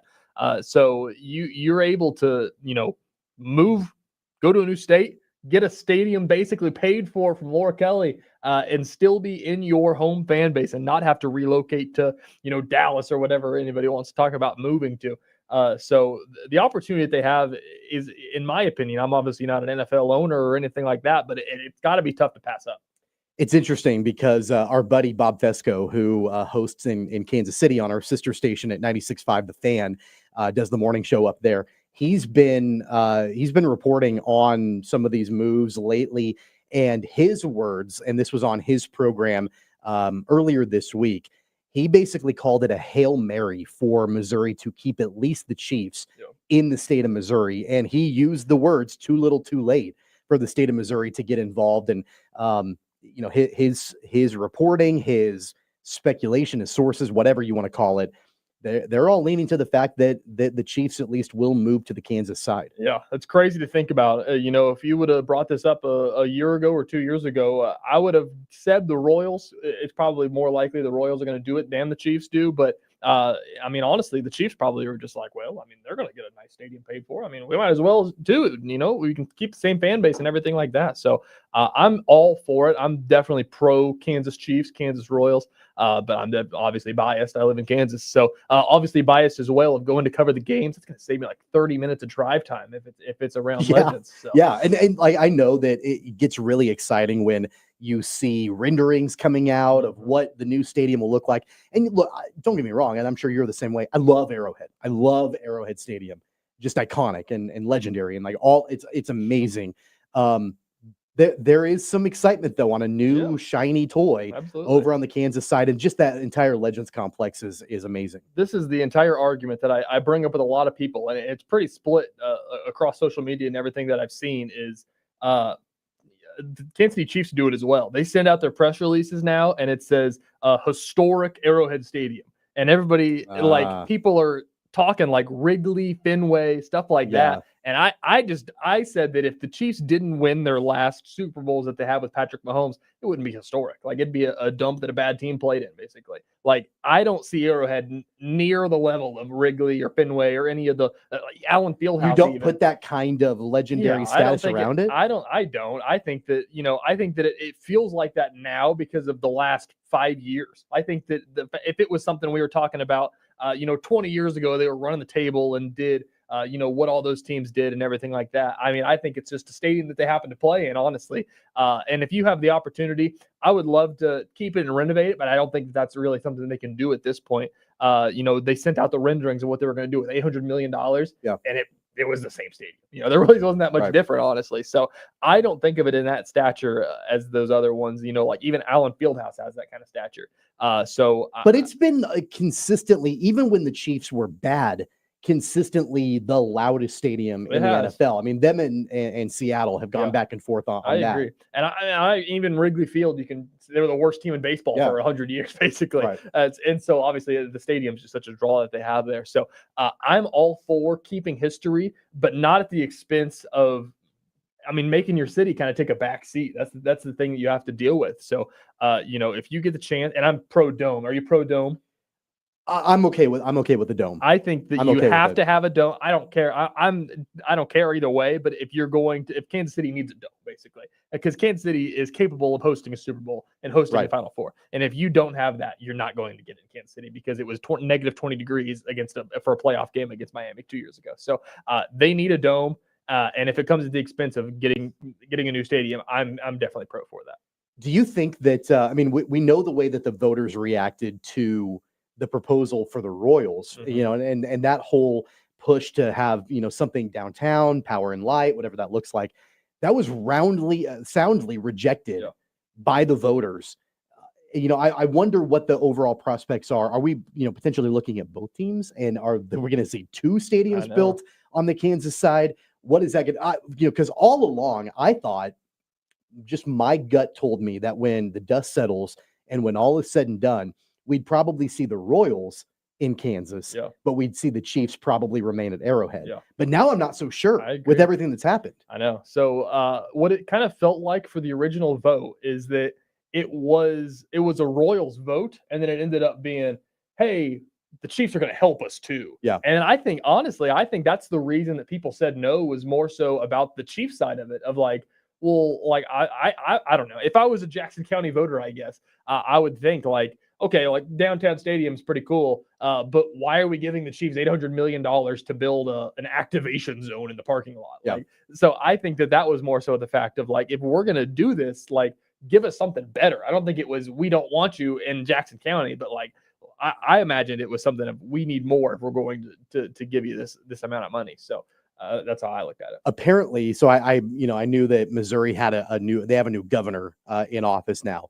And he's had meetings this week with representatives from both teams. And he's scheduled, I think, today to have, according to the Kansas City Star, he's got a meeting scheduled today with Royals leaders. I would imagine John Sherman and probably JJ Piccolo and, some other folks there from the Royals. And then, of course, yesterday, that was when, all the meetings happened with the top Missouri lawmakers at the Missouri Capitol. It makes me wonder, again, if you are able to try to find a way to solve it, to keep them in the state, it's got to be something that is financed in a different way than putting it to a vote. Because I guarantee you, the way that Missouri is right now, if you put that vote in front of people in the state, I don't care if you do it 5 times, you're going to get rejected 5 times. Probably. They've shown no appetite, the citizens of that state, or even of Jackson County specifically, they've shown no appetite to finance it with their tax dollars. Yeah, I don't know. In my opinion, I think the way that the vote went down was kind of just like, well, this seems kind of underwhelming of what we're voting for. And so I think that if you do more for Jackson County voters and say, okay, we'll do a downtown stadium for the Royals and we'll build a dome for the Chiefs somewhere elsewhere in Jackson County, where the Royal Stadium was, something like that. I think that turns into, we're going to need more taxpayer money, and they're going to turn that down too. Right. So Kansas just has such a unique opportunity to, like, they know, like with the star bonds of, if you come here, we're going to make millions and millions of dollars off the Kansas City Chiefs. So the opportunity they have to just throw an absolute bag and say, here's a stadium, come to Kansas, please. It's just such a, Kansas is doing it so well and handling it all so well. There is a deadline for Kansas, though, as well. It's not just Missouri. And I didn't realize this, that when Kansas passed the state law last year, where officials can approve financing up to 70% of the cost of a new stadium for either or both Royals and the Chiefs, that legislation expires in June. Now, they can extend it. They can extend it 1 more year. So it's not quite as dire at this point for the state of Kansas as it is for Missouri, but there is a ticking clock with the state of Kansas. I think all along, and this has been something, TJ, that, I know we've talked about on this show multiple times, there's no doubt that our state, that the state of Kansas is in the driver's seat right now, that they've got the prime position. They're in the position that you want to be in, where, again, you can be proactive. And Missouri, like, they just don't have they don't have the options. They don't have the runway to be able to do what Kansas does in the form of star bonds, in the form of, being able to basically just say, look, we're going to publicly make it happen and not have to put it to a vote. Yeah, I agree. The one thing I'm really interested about, I'm interested in your take on this, is that the first time around, it felt like this is a Royals thing. The Royals need some momentum, so we're going to have the Chiefs help us because people care more about the Chiefs than the Royals right now. The thing is now for Kansas, they'd love to have both, I'm sure. I know they would love to have both. But they want the Chiefs. I'm interested if the Chiefs are going to be like, if you want us, we're bringing them with us. See, I don't think so because, I know that at least initially it did, to your point, sound like the Royals were kind of dangling the Chiefs as like helping them out with this. That's been a little quiet lately. Like it's almost like these, both of these teams are now operating independently, which they should. Yeah. They should. I think they're not the same ownership. They might share a parking lot currently, but they're two different owners. They both have their own specific priorities and interests and what they need to have happen. It never made any sense to me that John Sherman and the Royals initially were like, we're going to bring the Chiefs along with us. And there was a part of me where I'm like, does Clark Hunt know that? Yeah. Have you talked to the Hunt family about this? Are they on board with it? Because it certainly seemed like they were even trying to distance themselves away from that conversation. It 100% kind of was just like, if you don't give the Royals a new stadium, well, you might lose the Chiefs then. So you better give us a new stadium. And now it's like, well, you didn't give them a new stadium. Are you going to keep the Chiefs? I mean, you kind of made your bet. I don't blame the Royals for how they handled this. The Chiefs side of it is just kind of interesting that they were just so on board of like, okay, we'll help you out. Like that was. On top of that, too, with the Royals, I think back to when this all first came to the topic of conversation, and I was wildly critical of the Royals and John Sherman and all of it, primarily because of the timing. Like, if you think back to it, that was the 2023 season. They were awful. And nobody, I don't care if you lived in Jackson County and Clay County, if you lived on the Kansas side, if you were in Timbuktu, you had no interest in even having the conversation or discussion about a new stadium. It was like, fix the damn team on the field. Exactly. Why would we give you our money whenever nobody else can fork up money to go get a free agent? So they have now. They have. I feel like it's more going to be well accepted. And that was less than 2 years ago when all of that was coming to the forefront. And I've got to give credit where credit is due. Sherman ponied up. And JJ Piccolo made the right moves, and they were a playoff team last year, and there's so much more optimism surrounding them. And I remember saying, like, hey, get the team better and then we'll talk. And they made the team better. They absolutely did. That's why it was a little bit surprising to me at the time that, the stadium vote was so, radically, denied by the voters, just because at that point the team was getting better. You saw the momentum. I think if a new stadium happens for the Royals, whether it's downtown in Power and Light, it's somewhere in Jackson County, somewhere else in Kansas, whatever, I think that looking back on it, 20 years from now, 50 years from now, you look back on all of that, that new stadium will be intricately tied to Bobby Witt Jr. Yeah. If they hadn't have locked that guy up for a decade and made him the cornerstone piece of that team long term, and they end up getting a new stadium out of it, it's mainly because of the Bobby Witt Jr. effect. Yeah, absolutely. I definitely would, if they would ended up trying to finance a new stadium and I was a Jackson County voter and I was losing my tax dollars for a team that couldn't keep the guy they drafted, I'd be pissed. I wouldn't go to any of those games. I'd be so mad. So it's going to be really interesting. I loved the Power and Light renderings. I think it'd be awesome to have a stadium downtown. Just to see like what Detroit has, with the Comerica butted up against Ford Field like that. That'd be so cool. Just imagine the like October, whenever you're getting, playoff games in there and you're doing pregame stuff at Power and Light. It'd be awesome. I was so for that. So I don't know if they can pull that off as the Royals by themselves to just do that again. I don't think they will. I think it's gonna have to be something they're gonna find a new location. Well, and to your point too, baseball, and I mentioned this a couple of minutes ago, the priorities are different for each team. Baseball, it's been shown that you've got to have activations. You've got to have a ballpark village, or you've got to have things around the stadium. Football is different. People are going to go and tailgate, but you don't do that on a Wednesday night at Kauffman Stadium. You're not really going and tailgating. So you've got to have, so the priorities are totally different. Yeah. I agree. I know that my dad, I think he's watching the show right now, actually, but he's a Cardinals guy and he loves the ballpark village in St. Louis. And then he's like, I just wish that they would build stuff around the Royal Stadium like that. But the Royal Stadium's in the middle of nowhere. There's a Taco Bell across the street. There's a hotel. It's probably a 1-star. Yeah. So I think that having that kind of stuff, obviously parking would be a thing that they'd figure out. Reminds me of like the Twin Stadium. I've been there. They have the train will bring you right to the front door. Yeah. Like you park somewhere else in the city and the train will take you there. They'd figure that out. I think it would be awesome to do something like that. So it wouldn't work for a football stadium. I agree. And the tailgating scene for Chiefs games is obviously the thing of its own. Tailgating for Royals games is just something that you do because you're there. It's not, you don't plan on doing that. I've shared this story before. I've been up to the Truman Complex dozens of times, if not hundreds of times. Like so many games, whether we're talking Chiefs, Royals, whatever. And this was like last year. I was at a Chiefs game, and I left, and I turned for some reason I turned a different direction than I usually would. And I'm like, I literally have no idea where I am right now. Like, and I'm like by like some look like a stockyard, like industrial. I'm like, I literally have no idea. And I've been up here so many freaking times, and I don't know where I am right now. That's why I love Legends. Like going to the Sporting Kansas City Stadium, it's awesome. Everything around there is awesome. If they can get a football stadium there, that'd be the perfect thing to just have everything there. There's a ton of parking at Legends. What they have now, you can add more around there. Something like that would be so cool for the Chiefs. Final thought from you on this topic. Put you on the spot here. When the dust settles and everything is all said and done, where will the Royals be playing? Where will the Chiefs be playing?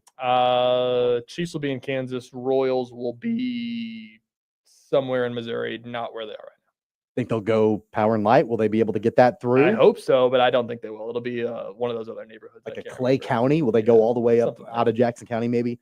It'll be interesting. And it sounds like there's a Hail Mary going on right now in the state of Missouri to try to figure out a way to keep the Chiefs and the Royals both in the state, but it might be too little too late for the state of Missouri. We'll have to follow it as it all plays out over the coming weeks and coming months. Before we take a time out, I want to thank Prairie Fire Coffee for keeping us all fueled and caffeinated and hydrated here this morning. We really appreciate their support of the program because especially for a guy like TJ who's got to get up early again and not used to it, we definitely appreciate their support of the program. On the other side, we're going to be joined, of course, by Tim Fitzgerald. GoPowerCat.com. We'll recap everything from the K-State loss last night, their 4-game losing streak, and what we can expect from the Wildcats in the final 3 games of the regular season. That's on the other side.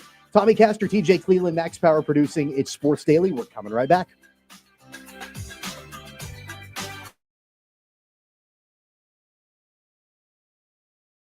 66 counties, 4 regions, and 1 weather team that you can trust. Find Storm Team 12 every weekday at 5:30 on the KSCW.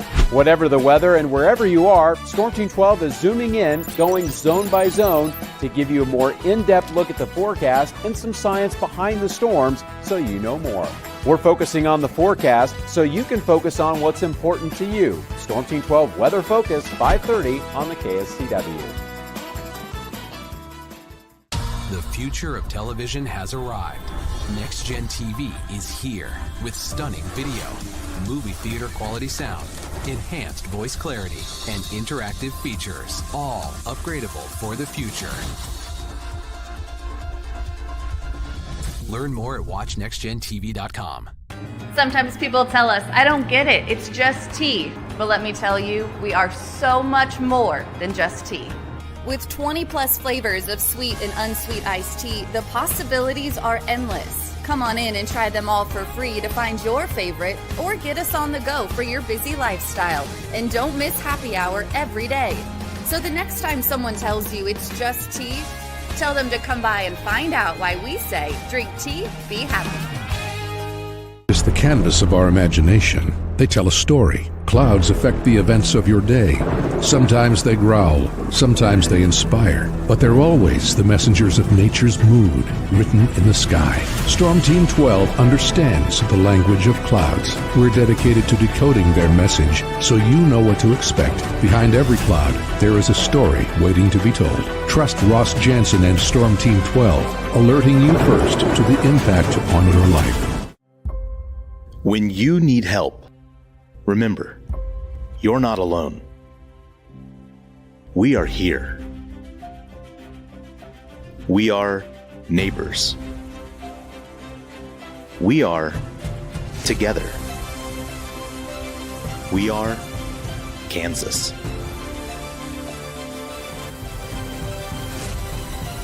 We are 12 News.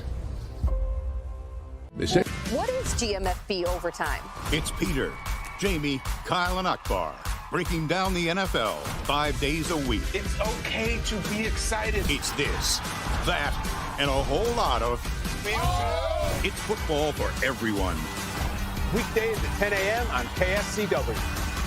Are following a breaking update. Every day, all day, stream the stories that have you talking near and far. Whoever is behind the wheel of this bus is not stopping. From hundreds of local reporters and meteorologists spanning the country. Chaos here this morning at the UW campus. Search LNL for the all-new local news live streaming app. Make yourself known now. 31001 in traffic pursuit. Oh my God, here. Investigate TV Plus begins with real people. We investigate stories that impact you. And inspire change every day. Something is broken. Real problems Why are they hiding it? and real solutions. My daughter was dying in front of me. What was your reaction when he said that? Investigate TV Plus, weekdays at 3:30 p.m. on KWCH. Sometimes people tell us, I don't get it, it's just tea. But let me tell you, we are so much more than just tea. With 20 plus flavors of sweet and unsweet iced tea, the possibilities are endless. Come on in and try them all for free to find your favorite or get us on the go for your busy lifestyle. And don't miss happy hour every day. So the next time someone tells you it's just tea, tell them to come by and find out why we say drink tea, be happy. Mornings are busy. We're here to make your mornings better. We report the stories that affect you. 3 more hospital lies from contaminated apple juice just a day after the FDA issue a recall. We're here to make your mornings better. Closing east and westbound lanes of K96 for repairs. With 12 News, you're prepared for your whole day. Scattered thunderstorms across the state into the afternoon. Stay a step ahead with 12 News this morning on KWCH and KSCW.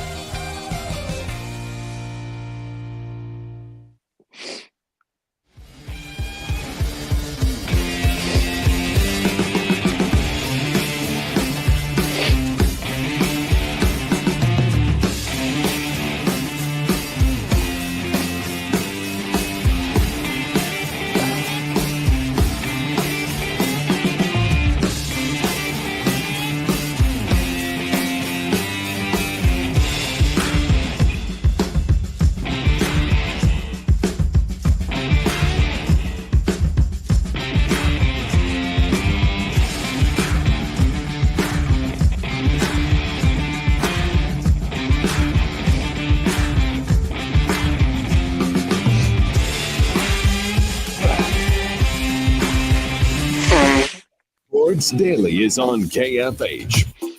And now, digging deeper with the teams you follow, it's another Sports Daily Insider interview on KFH. That's right. Welcome back, everybody. It is Sports Daily here on KFH. Tommy Castor, TJ Cleveland, joined by our K-State insider, Tim Fitzgerald. You're looking caffeinated this morning, Fitz. I am. I am strangely awake, ready to roll, and yeah, that's all I got. I don't have words. I'm caffeinated, but apparently don't have words. This is going to be a good segment. Yeah, we got you now. We got you now. Okay. I appreciated your dancing. The dancing, Yes. That spoke everything you needed to say. Yes. This picture is worth 1,000 words, and I believe in expression through dance. Yes. Yeah. In your case, a picture is worth like 1,000,000 words. Let's talk K-State. Let's get right into it, Fitz. It was another rough game for Kansas State last night. If it was a roller coaster season for the Wildcats, which it has been, that roller coaster is down at the bottom of the track right now. 4 straight losses for the Wildcats, losing by 4 on the road at UCF. Clearly, Coleman Hawkins is missed for sure by the Wildcats, but it's been definitely a struggle and a difficult stretch.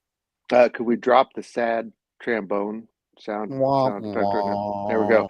Yeah, this is an amazing turn of events following an amazing turn of events. Yeah. How quickly this team became good, and all of a sudden they were a real boy, and now they're back to being a fake boy. It's kind of like a Disney movie. Look, Jerome Tang finally had it. I admire Jerome Tang because he always takes the blame, which I think a lot of coaches deflect to their players. But finally last night he said, I'm always taking the blame, but these guys, it's time to take ownership because they're not playing the way they should be playing. I think Jerome Tang knows that the team's back is against the wall. These 4 games have represented going from the bubble of the NCAA tournament to most likely not being in any postseason because you're going to have a losing record. So they've got a lot of work to do now over the next 3 regular season games. When you're 2 below 500 and you need to get to 500 above to have a hope for the postseason, if they want that, you've got just almost an impossible task for considering the way you're playing, and he called them out. They've just got to start playing better. Fitz, we talked about those comments that you're talking about. I brought up the Wichita State game when they were here. They lose by 20 to Wichita State, and Jerome Tang's the ultimate optimist, and comes whistling in and saying everything's going to be fine. We're going to get this figured out. It almost feels like a breath of fresh air to realize, he knows this is not working. Yeah, that's exactly what I felt when I heard him say that last night. And to be honest, I haven't gone back yet to watch his post-game press conference because that arrived to us kind of late. And as you can see, I'm well rested. But it was a change. And I think the most blunt comment he had in his post-game radio show was when he was pleading for the students to show up in great numbers for this Colorado game on Sunday. Let me note that last Sunday when they played Arizona State, I've never seen the alumni side more percentage-wise more filled than the student side. The students just weren't there in great numbers. And so he flat out said last night on radio, we're not good enough to win without you students. We need you on Sunday. That was pretty telling. We were talking about it earlier in the show, Fitz, about how, with this team and the record that they have, what do the players have to play for? And clearly Jerome Tang has a lot to play for at this point. I did think that, clearly he is still trying to push all the right buttons, pull all the right levers to figure out some kind of strategy without Coleman Hawkins to be able to make it work. He went small against Arizona State with his lineup. That didn't work. He went bigger last night. That didn't really work either, but at least there, he's trying different things at least to try to figure out a way to get it to work. Well, Coleman Hawkins is such a kind of a freak player at 6'10" and able to dribble and kind of do everything at 6'10", like a guard, and defend really well, whether it's a big man or someone smaller than him. There's some issues with his game, but his flexibility is notable. And losing that flexibility, you just can't solve it. You're either going to be one part of him or another part of him. And I've said this on other shows. It also kind of forces you to move David Gasson out to the 4, which is not his strength. He's much better in that post. So it's kind of made things difficult. But overall, we're seeing this team kind of ebb and flow with their, I don't want to say effort, as much as just kind of focus. Hey, we just took the lead and we gave up a 13-3 run to close the half. It's those kind of things that I think Jerome Tang has just had it with. Just had it with, getting comfortable because you just went on a run and took the lead and then just collapsing before halftime. Fitz, I've always said that, some people will complain when the team is losing. I said that the worst team that you can follow is a team that just goes 500, wins a game, loses a game, wins a game, loses a game. For Kansas State, they are the absolute opposite of that. It's an incredible storyline when you lose 6 in a row. It's an incredible storyline when you win 6 in a row. Now they've lost 4 in a row. And at this point in the year, it seems even more interesting because you had stuff to play for back then. And I asked Jerome Tang about, what do you motivate these guys with? Like all the dream is dead. Like, what do you do? And he didn't receive it that well. He said, we love basketball. We get to play basketball. What do they play for? What do they show up and go for now? Yeah, it's a great point. What are they interested in? And my daily delivery video that is up on YouTube right now, it'll release on the site here shortly on Go Powercat, ask the question, what is the motivation of this team to do the postseason? I mean, do they really want to continue this? When they were tracking upwards, hell yeah, they were going to go to the postseason.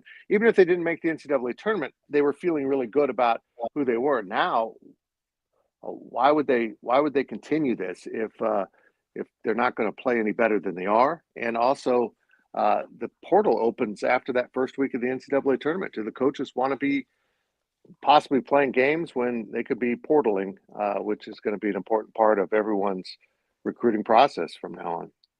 I think one of the highlights, at least, of what we saw last night and even during some of these struggles recently from the Wildcats has been the play of Max Jones and seeing what he's been able to do. I mean, he looked electric. He was about the only guy that looked electric last night for the Wildcats, especially offensively.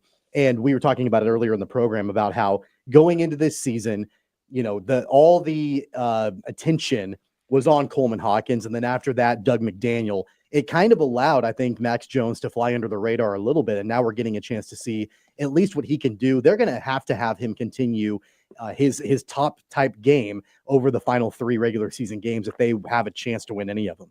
Yeah, Max Jones has evolved into probably my favorite player because we're talking about a guy that the rest of his college career, he started at Tampa and, he's played his way up through the ranks. He's always been the alpha. He's been the guy. And now he's not. And I think he had to adjust to that a bit. And now he's playing this incredible role of disruptor. He plays good defense. He rebounds. And last night he was very assertive with his want to score. It didn't hurt that he was 100 miles from home and probably playing in front of a lot of family and friends, but he was outstanding. He was really good. And if they can, last game out, they had Gasson playing well. This time it was Max Jones. Boys, they put 2 guys together in the one game playing well. They might win a basketball game. And I think they're capable of doing that against Colorado, but who knows with this team right now. Fitz, could you imagine if they put 5 guys playing well on the floor at one time? That seems unheard of. Yikes. Yeah. I think the Lakers would probably back down. Yeah. One thing, especially in the Arizona State game, maybe a little bit last night, but more so on Sunday, it looked like that offense, and definitely Coleman Hawkins plays a factor in this. It looked like the offense that we were talking about during the losing streak, where there was a lot of standing around, and then 5 seconds left, and oh my gosh, somebody shoot the ball. Does it feel like it's kind of trending back towards that way? Yeah, it does. It really does. Really the problem was that they were playing such good defense during those 6 games that they were turning that into offense and attacking the rim often in the open court. When this team gets running a little bit, they're so much better. But they seem content to wait for the defense to set up and then try to attack it. And they don't really attack it. They just kind of go around it.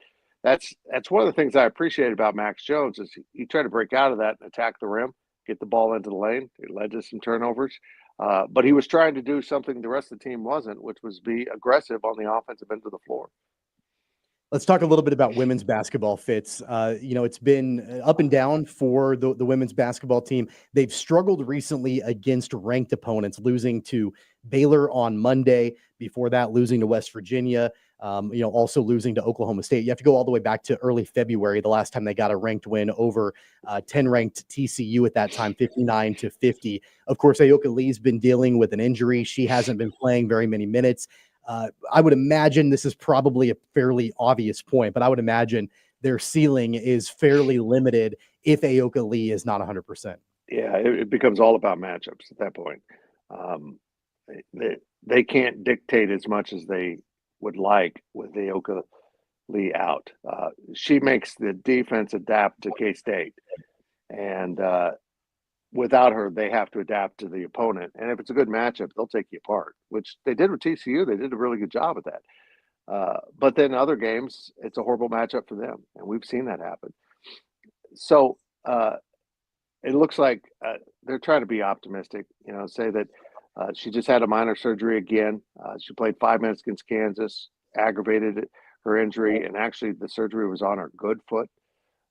So it's an unfortunate situation to watch a young lady who's so crazy talented and her body's just breaking down. I think they're going to have to progress without her. And unfortunately for K-State fans, this last loss to Baylor might have bumped them out of the top 16 of the bracket, which means you don't get a home site. So they'll be shipped out. Now there's a possibility the committee would go, yeah, they're probably a 5, but they're going to be a 4 now because that home crowd, they sell a lot of tickets. There is that possibility. That is a calculation on the women's side. But really, the way they're playing right now, I don't see them getting a home site.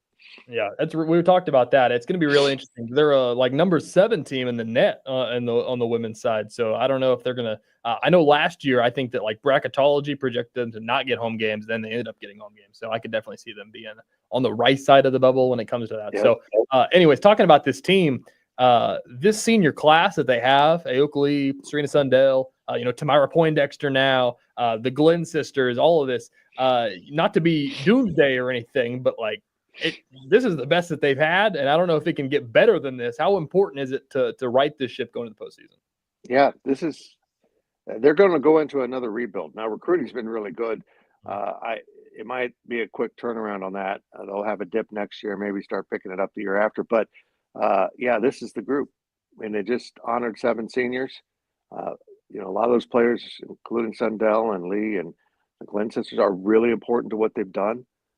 And to watch this possibly fizzle out has to be tremendously disappointing to K-State women's basketball fans and probably to everyone, because we thought this team early in the year was legitimately maybe at least Sweet 16, if not Final Four capable team, not probable, capable. But they're just not. They're not there yet. They're not there now, and they're nowhere close to that right now. Real quick before we let you go, Fitz, what do you have going on at Go Power Cat? Well, not enough. There's not enough winning going on. We need baseball to play every day and win. We had a great weekend last weekend. It was an amazing weekend. It was unbelievable after the way they started to sweep those 3 games down there in Arlington. I'll just say this. K-State fans are incredibly frustrated with the way things are going, and they get really grumpy. It's kind of an interesting – Yeah. And we will persist. We're going to do a basketball pod here a little bit later this morning, and we'll see how that goes. All right. We appreciate it, Fitz. Thanks for joining us here on Sports Daily. We'll talk to you next week. More Sports Daily. It's on the way next here on KFH.